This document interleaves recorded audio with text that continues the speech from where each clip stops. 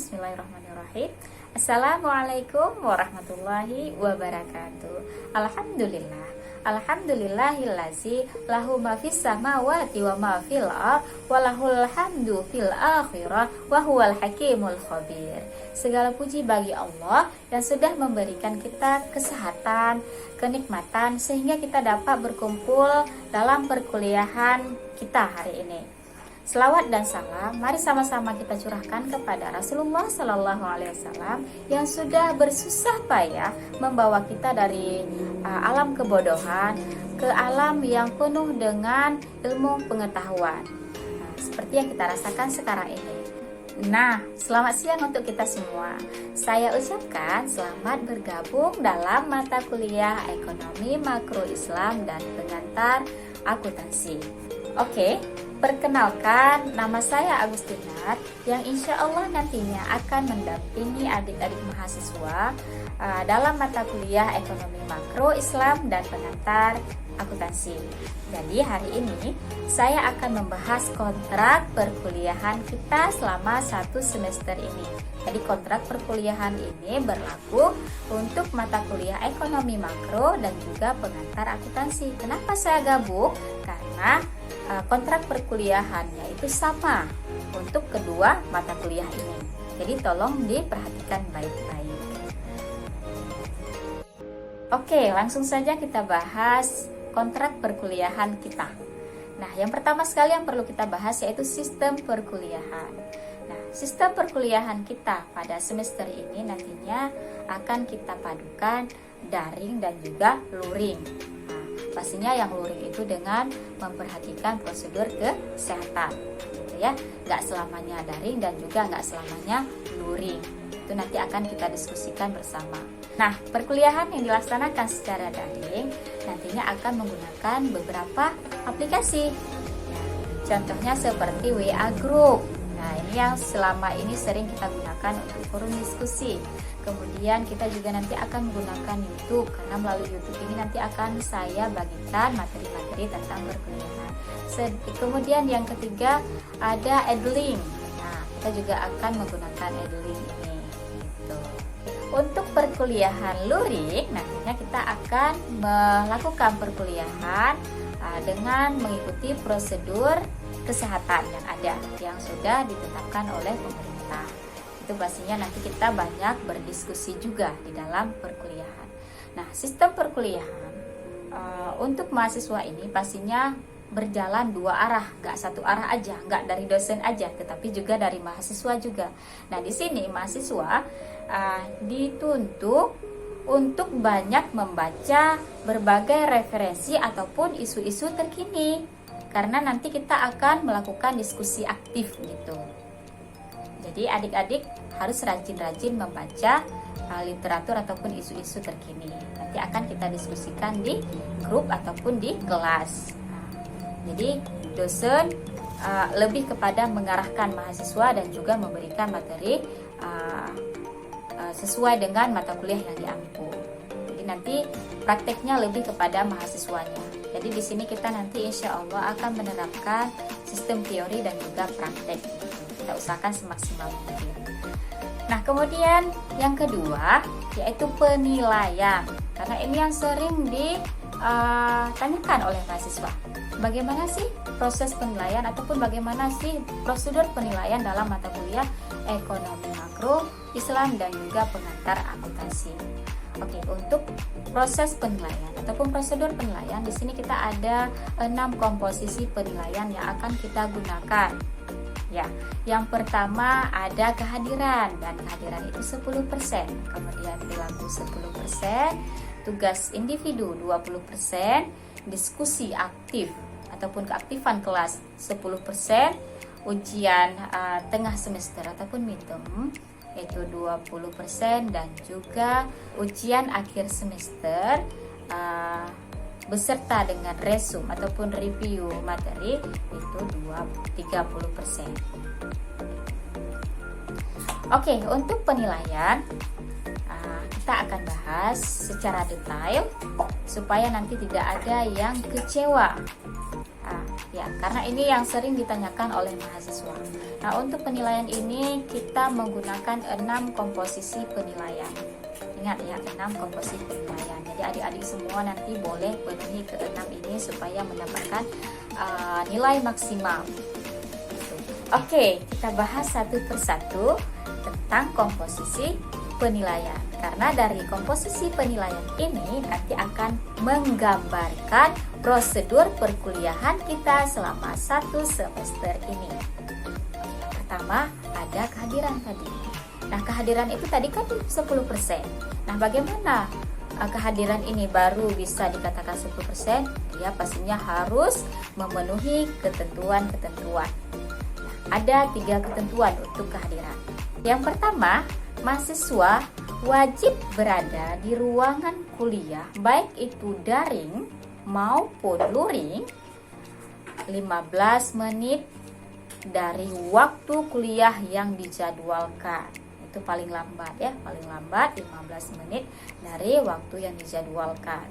Nah, jika daring, saya masih membenarkan sampai 30 menit karena ada kendala-kendala tertentu. Nah, kriteria ataupun ketentuan yang kedua, mahasiswa wajib mengikuti dan menyimak materi kuliah berdasarkan link yang diberikan nantinya. Karena nanti saya akan membagikan materi berdasarkan link. Jadi link itu akan saya sebarkan kepada mahasiswa dan mahasiswa wajib menyimak materi itu dan meninggalkan jejak sebagai bukti telah menyimak materi. Nah, yang ketiga, mahasiswa wajib mengikuti perkuliahan daring minimum 10 kali. Nah, jika dulu sebelum adanya daring, saya sering menekankan mahasiswa wajib hadir 75%. Namun karena ini dengan menimbang beberapa kendala, jadi mahasiswa minimum kehadirannya itu hanya 10 kali pertemuan. Jadi masih ada kesempatan 6 kali masih boleh libur. Gitu. Paham ya? Jadi jika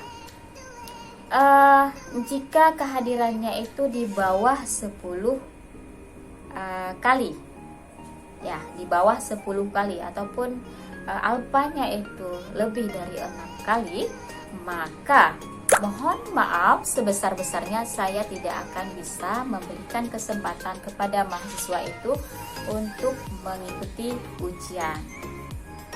Jadi otomatis tidak lulus. Maaf ya. Jadi ini kita sepakati di awal. Ya, sekali lagi saya tekankan mahasiswa itu wajib hadir minimum 10 kali pertemuan. Oke, komposisi yang kedua adalah tugas. Nah, di sini karena kita masih banyak yang daring, jadi saya memberikan tugas individu. Jadi, nanti saya akan membagikan sub tema ataupun sub pokok bahasan sesuai yang ada di RPS yang sudah saya bagikan di Siakat kepada nama-nama masing-masing. Jadi, mahasiswa akan mengerjakan tugas sesuai dengan sub pokok bahasan yang sudah diberikan oleh dosen gitu.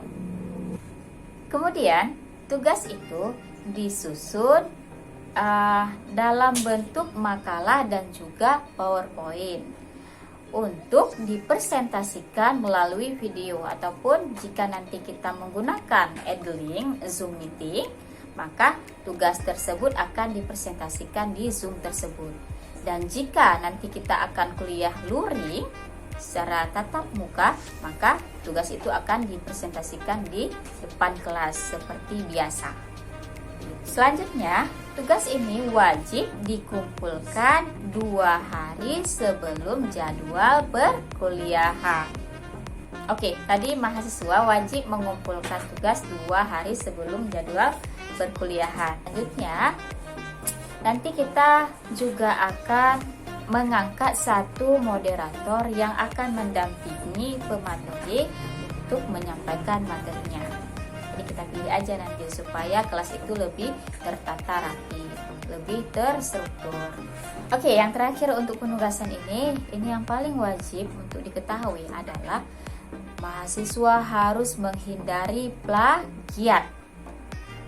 Ya, harus menghindari plagiat.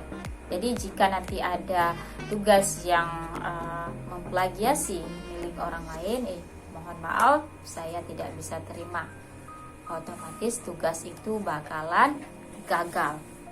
Jadi tugas dibuat sebagus mungkin, menghindari plagiat, baik itu video pembelajaran. Jadi nanti jangan ada mahasiswa yang berpikiran bakalan mengambil video milik orang lain.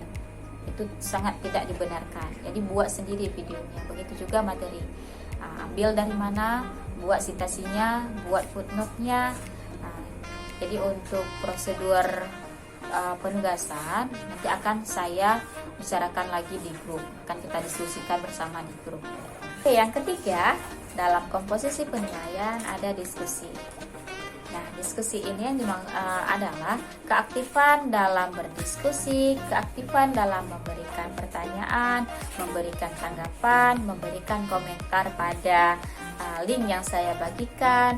Kemudian diskusi ini juga pastinya diskusi hal-hal yang penting yang bermanfaat gitu.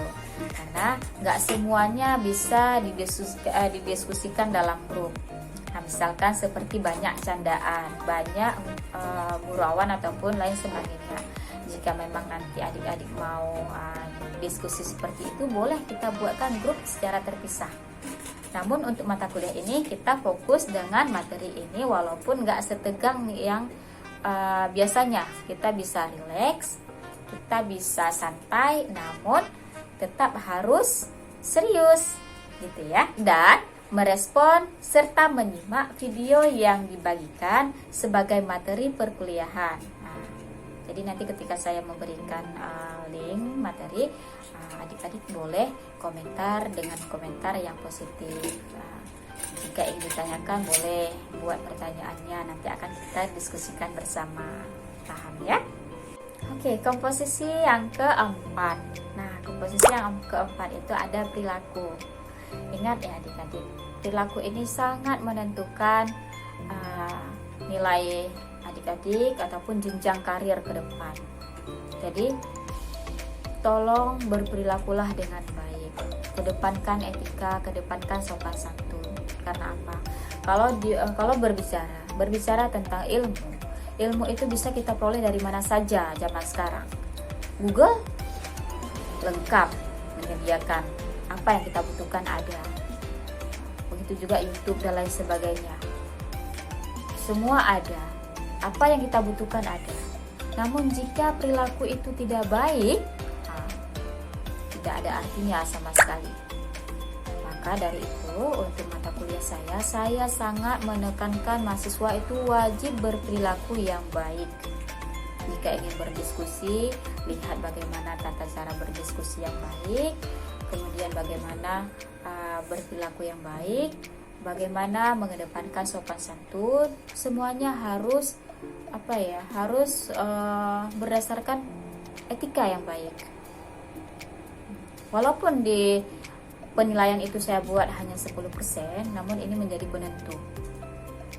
Ada kadang mahasiswa yang sangat pintar, namun perilakunya kurang.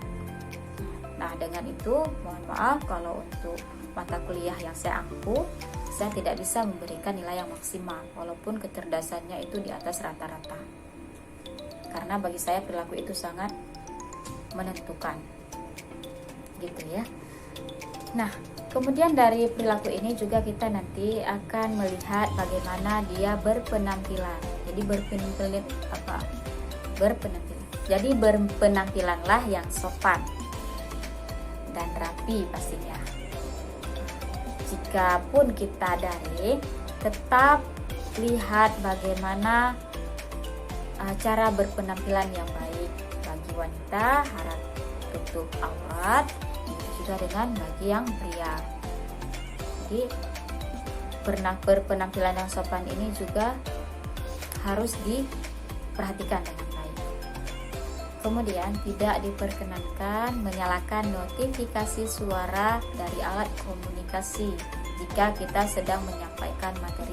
Ini jika perkuliahannya secara daring. Namun jika nanti kita kuliah luring, maka mahasiswa itu ketika belajar harus benar-benar memperhatikan apa yang disampaikan oleh presenternya, oleh dosen misalkan, ataupun oleh kawan-kawan yang mempresentasikan materi.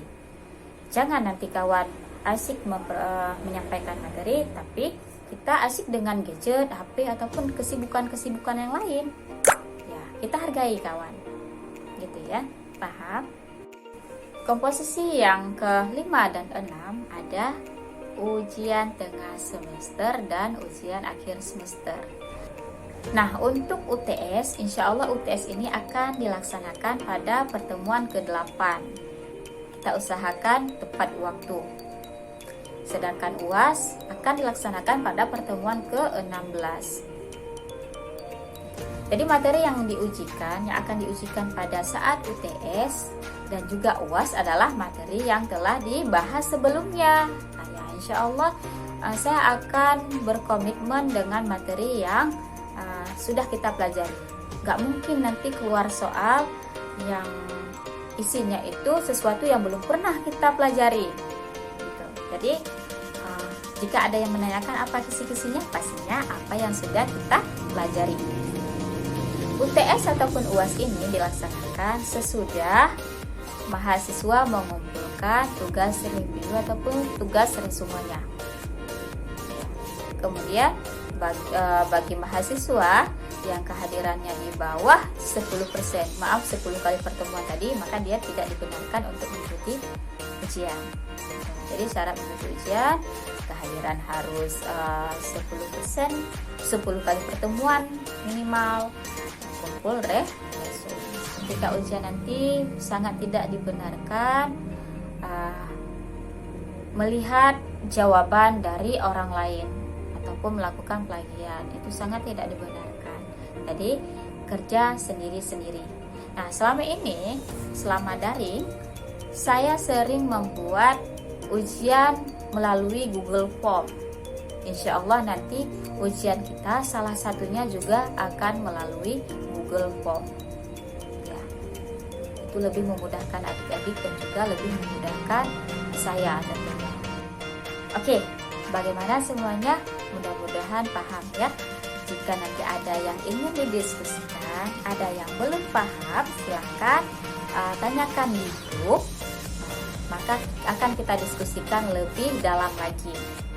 Nah, apapun itu boleh kita diskusikan di grup. Oke, sekian pembahasan tentang kontrak perkuliahan. Saya harap ketika kita nantinya belajar, baik itu daring maupun luring, mahasiswa benar-benar fokus untuk belajar. Jadi kita sediakan waktu sesuai dengan jadwal perkuliahan untuk belajar. Tolong lebih serius, walaupun boleh santai gitu. Boleh santai tapi serius. Apapun yang tidak paham, silahkan tanyakan. Jangan sungkan-sungkan, insya Allah akan ada solusinya. Begitu juga nanti tugas yang nggak paham, tanyakan aja. Boleh kita tanyakan di grup, kemudian kita diskusikan bersama, kita cari solusinya. Insya Allah semuanya bakalan mudah. Jadi besar sekali harapan saya dengan adik-adik, baik itu dalam mata kuliah ekonomi makro Islam maupun pengantar akuntansi. Semoga ke depan benar-benar paham dengan akuntansi, benar-benar paham dengan ekonomi makro Islam ini. Jadi harus benar-benar disimak materi-materi yang sudah dibagikan nanti, yang akan dibagikan nanti. Bagaimana adik-adik semuanya paham? Jika sudah paham, nanti langsung aja komentar. Begitu juga jika belum paham, langsung komentar dan juga diskusikan di grup. Nah, sekian pembahasan kontrak perkuliahan kita pada mata kuliah ekonomi makro Islam dan juga pengantar akuntansi. Lebih kurang saya mohon maaf. Saya akhiri dengan wabillahi taufiq wal hidayah. Wassalamualaikum warahmatullahi wabarakatuh.